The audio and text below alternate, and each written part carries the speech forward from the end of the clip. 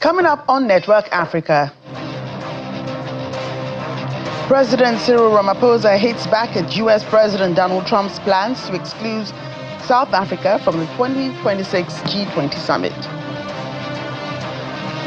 Fuel flows resume in Bamako, Mali after 2-month disruption broken by Niger convoy.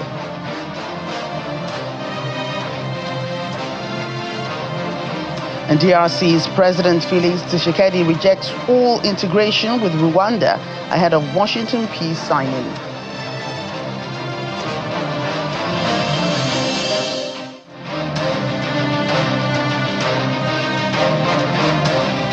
Hello and welcome to the program. I'm Joke Rogers here in Lagos. We begin with stories and happenings that made headlines over the weekend.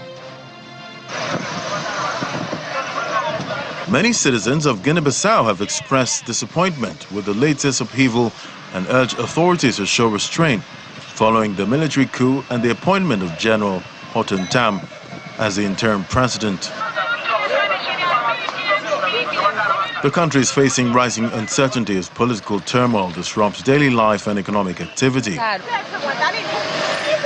Border closures have slowed trade, and small businesses in Bissau report declining customers as residents wait for clarity over the country's political trajectory. Vendors and commuters say the instability has deepened frustration in a nation already struggling with chronic hardship. As a Guinean citizen, I am not satisfied with this. The people were waiting for the results to be announced on Thursday and were not expecting what happened.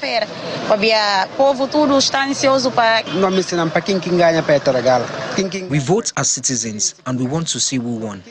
We are all Guineans. The transition will not help us at all. What I ask the Guinean people is that we are one people. Whoever wins should take power. Others have already lost and accepted it, and the same should happen here.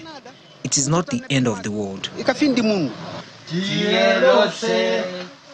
Activists rallied in Johannesburg in this year's Make Amazon Pay action as they accused the tech giant of crimes against humanity and destroying land considered sacred by the Khoi and San peoples. The annual protest, organized by the Save Our Sacred Lands campaign and themed Blood Friday, used a global shopping day to spotlight opposition to Amazon's planned African headquarters and mall at the Black River in Cape Town, a site widely regarded by indigenous leaders as central to their heritage and a scene of early Dutch-Khoi conflict.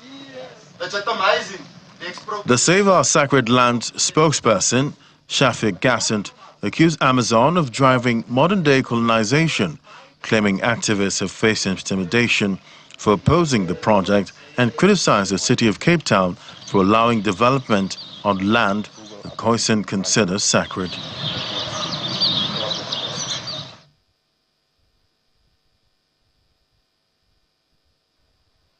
South Africa's President Cyril Ramaphosa has confirmed that the country has formally handed over the G20 presidency 2026 to the United States. Addressing the nation, he condemned individuals and organizations who continued to spread disinformation about genocide in South Africa, saying such people are endangering South Africa's national interests. He also responded to President Donald Trump's plans to exclude South Africa from the 2026 summit in Miami, Florida, emphasizing the country's position as a founding member of the forum. More than 40 countries and international institutions took part in the summit. U.S. President Donald Trump boycotted the event, accusing South Africa of persecuting the Afrikaner white minority, a claim Mr. Ramaphosa has strongly rejected. Regrettable that the United States of America, which is a founding member of the G20 and which takes over the presidency of the G20 from South Africa in 2026, chose not to participate in the G20 Leaders Summit and the final meetings leading up to that summit. It is even more unfortunate that the reasons the United States gave for its non-participation were based on baseless and false allegations that South Africa is perpetrating genocide against Afrikaners and the confiscation of land from white people. This is blatant misinformation about our country. We were most pleased that many organizations, businesses, and individuals from the United States participated in large numbers in G20-related activities, such as the Business 20 Summit and the G20 Social Summit. South Africa valued their constructive and enthusiastic participation. Earlier this week, we formally handed over the G20 presidency for 2026 to the United States, observing the appropriate diplomatic protocols.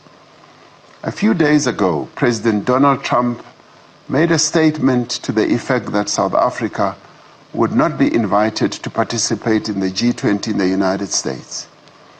He repeated untrue statements about genocide against Afrikaners and the confiscation of land from white people in our country. We must make it clear that South Africa is one of the founding members of the G20, and South Africa is therefore a member of the G20 in its own name and right. We will continue to participate as a full, active, and constructive member of the G20.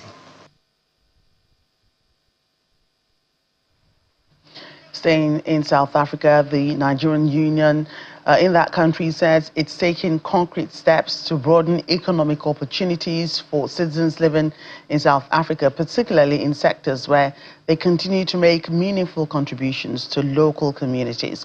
The union hosted its National Congress over the weekend under the theme, One Voice, One Future. Our South Africa correspondent, Innocent Semosa, reports.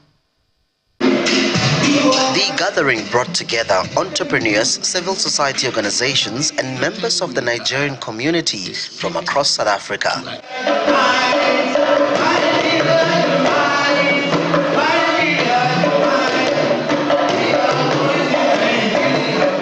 The union says practical steps are being taken to expand economic opportunities for Nigerians in South Africa. One of the steps we took is to establish a hub whereby we draw all these skills for national development. We do have skillful Nigerians in South Africa. Most of them are doctors, most of them are lawyers, most of them are engineers in different fields. So we felt that we should create a hub whereby we know these people, so we can present them to the South African government as well as Nigerian government, their counterpart, in order for these skills to be harnessed towards national development. Delegates stressed the crucial role this body plays in strengthening unity and support for Nigerians across South Africa. This is extremely important because united we stand. So it's extremely important that all our structures across the provinces meet annually once a year, where we discuss issues bordering the welfare of Nigerians that are resident in South Africa. This is one of the most important gatherings because it brings Nigerians from all walks of life, from all over South Africa, from the 9 provinces together to commune, to know that first of all they are not alone and that the leadership is behind them. A message of support for the Nigerian community also came from local South Africans.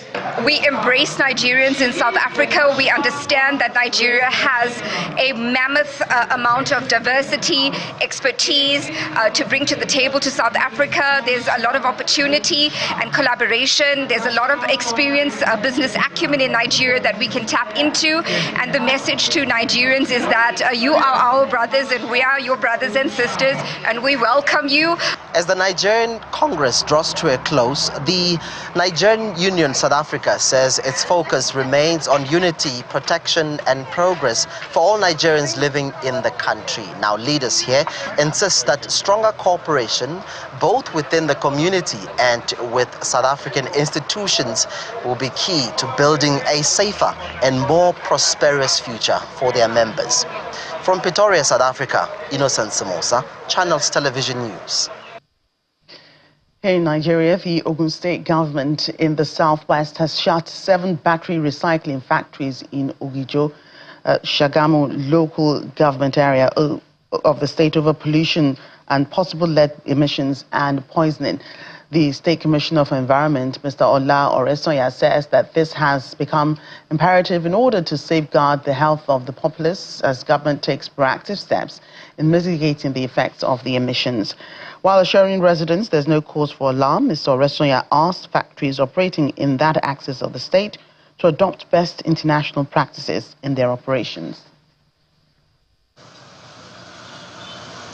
Ogun State is widely regarded as the nation's industrial capital, with its economy growing from 3.5 trillion naira in 2019 to over 16 trillion naira today.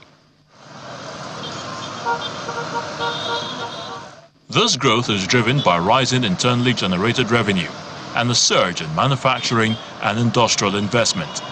However, it has also come with challenges, particularly pollution and harmful emissions. In a bid to curb this menace, the state government has shut down 7 battery recycling factories over possible lead emissions, and the Commissioner for Environment is leading both the federal and state agencies to assess the level of pollution. For the factories, stop work, and they've stopped right now. So we are moving around for compliance monitoring. We've seen that they've stopped work, and what next we're going to do, we're going to widen the sampling size. The report gave a 70 number of the sample size. So we are increasing our own sample size to probably about 500 or more, okay, around the town, within the factory, factory workers, their people who are their dealers, and the community. We are doing the sampling, and we are going to use reference laboratories for that, so that we're going to publish this globally too. The Commissioner gives assurances that government is taking proactive steps to ensure the safety of workers and residents in the affected areas. Panic, all right. We have a government that is responsive and responsible, all right, and we are to validate all this. I want to assure you, and I'm saying it vertically, I want to assure you that the government here, all right, both Ogun State government and the federal government of Nigeria will not allow the health of anybody here to be deteriorated. The Southwest Director of the National Environmental Standards and Regulations Enforcement Agency commends the state government for its prompt action and pledges full cooperation. To give credence to what the state government is doing concerning the pollution here in Ogijo, there has been enormous work. We have been working in synergy with the state government, and it has come to this stage. We're here to give credence to the work, and I'm here standing on behalf of the DG to say the state has the full backing of NESRIA. The Ogun State government says the situation is being investigated and insists there is no cause for alarm. It's also calling on factories operating in that corridor to adopt international best practices in their operations.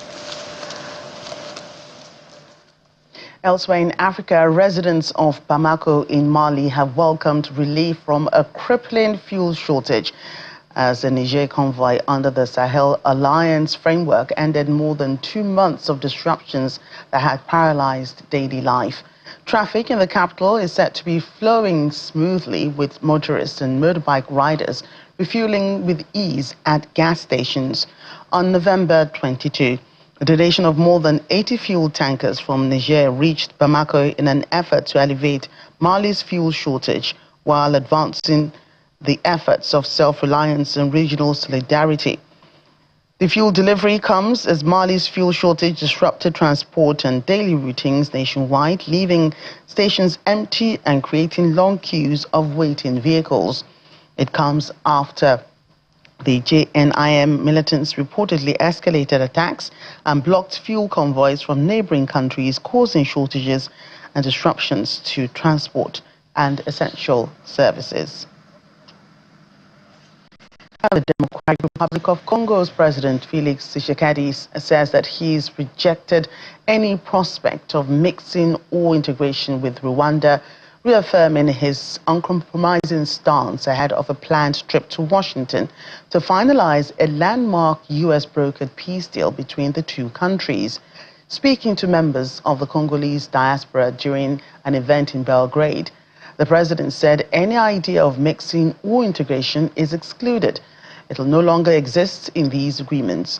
He described the violence in the eastern DRC as horror that have that has cost millions of lives, accusing the international community of long overlooking what he labeled a Congolese genocide. President Tshisekedi also reveals the expected timeline for the upcoming deal on the 4th of next month. He says there's to be a meeting in Washington, D.C. to sign the peace agreement with President Donald Trump. The remarks come after the DRC government and the M23 rebel group signed a peace framework agreement in Doha aimed at ending years of conflict in North and South Kivu. The accord builds on the declaration of principles adopted earlier this year. And still to come on the program. UN police strengthens community policing, supporting preparations for South Sudan's first democratic elections. Details soon. Please stay with us.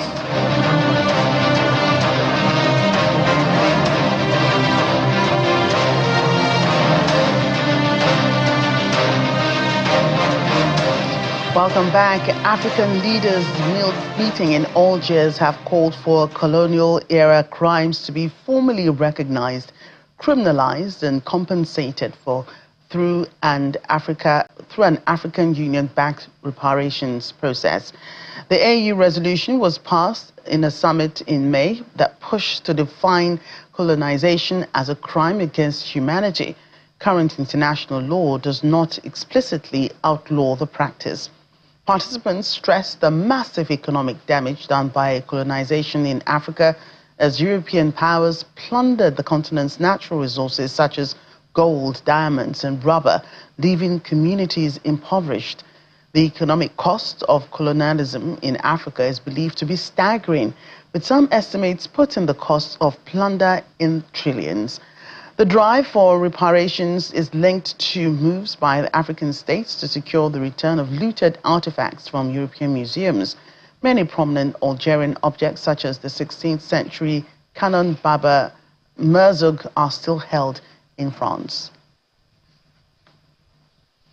Nigeria has lost the original purpose of the democracy introduced by its colonial rulers, and this remains a major challenge for the country. The nation, they say, needs to develop a democratic model that truly reflects its own identity.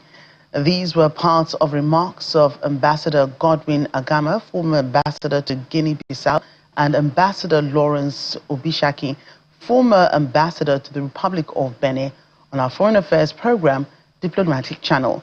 The former envoys are calling on the government to return to the drawing board and rethink the country's democratic framework amidst the various military takeovers of government happening on the continent. I don't think African scholars have been able to come up with anything better than what the colonial people prepared us for. We can't go back to our traditional institutions of Opa, emirs, chiefs, or chair, or town, and all that. They can be adapted. Well, perhaps. Maybe you can try that. But try that in this century. They can be adapted. Is it monarchy that they're going to adapt? To speak to that. So I don't know, but I think about that myself. But I don't think it's going to work. Power, they say, corrupts. Absolute power corrupts absolutely. So it went that way. But again, people, colonial, those who colonized us and who are still dictating to us, came to a point where they felt, no, you have to democratize. You have to have multi-party. And then went to multi-party. A multi-party hasn't gotten us to the right path. We have parties that are fighting, killing, and other. Any elections echo, most of parts of Africa results in deaths. And Nigeria even more so. We have gone through that here before. But whatever it is that can get us developed, because the average Nigerian, what they want is security of life and property, freedom to go to what they want to do, go to where, if you are selling the market, go to your market, come back safely. If you want justice, let it be done to you without you spending and all that. For instance, in Nigeria, people are one of the best people that you can manage in the world. We are not so demanding. The average Nigerian is not so demanding. But we have people, democracy hasn't gotten us our children jobs. We have people who have graduated for 10 years, 5 years, they are stay in the house. And they need to have a job to grow. We need to have our own homegrown democracy. And you have to be moderate. For instance, if you say multi-party system, there was a time, I think, that it was being implemented that any party that has not won any seat should be delisted. And I think there was an attempt to do that. Because to me, personally, I think we have too many political parties. Some come and chop party, some is just the father, the mother, and the children. You know, there should be a way of, let's look at in England. If you are not in the Tory, you are in Labour. If you are not Republican, you are Democrat in the US. Plus one or two that I never heard of. Independent. I think we have made democracy too expensive by making it an open-ended business for anybody to register any party. Yes? Chop and chop, come and chop, anything party. We really need to be serious. It's expensive if you want to run the American system, but run it as it rule in America. America doesn't have 1,000 parties, 500 parties, you know. So that's just my own view. You can watch more of Ambassador Gama and Obishaki interviews on Diplomatic Channel. It airs tonight at 8:30 in the UK on Sky 515 and 11:30 on DSTV 420 right here on Channels Television. With our Foreign Affairs correspondent, Amarachi Ubani.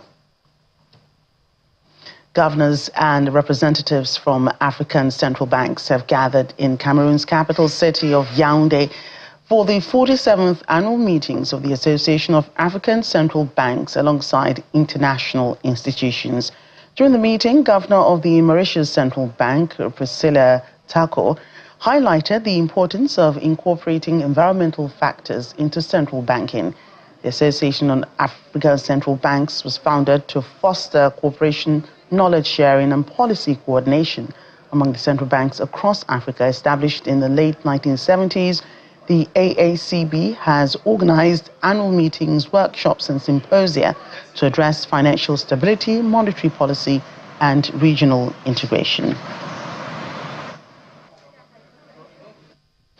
Sudanese residents are facing severe environmental hazards left behind by more than 2 years of fighting across the capital. Damaged factories, leaking chemicals and collapsed public services are posing major health risks to millions of people. Factory owner Mamoun Gili says that the site was hit and burnt by rapid support forces during the conflict, leaving stored materials uncontrolled and impossible to secure. In Khartoum, critical energy and industrial facilities remain in ruins, with hazardous chemicals still exposed and dangerously close to homes. Authorities say pollution is already seeping into communities that are struggling with shortages and extreme hardship. At the United Nations mission in South Sudan, the United Nations Police says it's working by strengthening community policing and supporting preparations for the country's first democratic elections. Police officers also support efforts to prevent sexual and gender-based violence and promote human rights by engaging directly with the communities they serve. Serving far from her police home in Fiji, police officer Shalemi Kumari is working with the United Nations peacekeeping mission in Jonglei, a region of South Sudan plagued by intercommunal conflict and severe climate shocks, including flooding, which has affected 625,000 people this year. Many displaced are sheltered in overcrowded public facilities or relocating to higher ground. Impassable roads are impacting humanitarian assistance, the already dire economic situation, and peace-building efforts.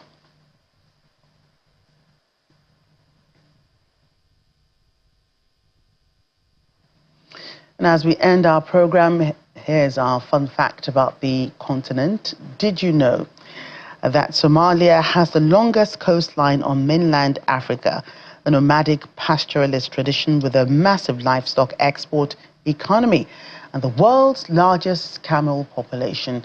It's home to ancient cities like Mogadishu, one of the oldest continuously inhabited cities in Africa, and its culture blends African, Arab, and Persian influences. Well, now you know. That's our show this afternoon. Thank you so much for watching. I'm Jackie Rogers.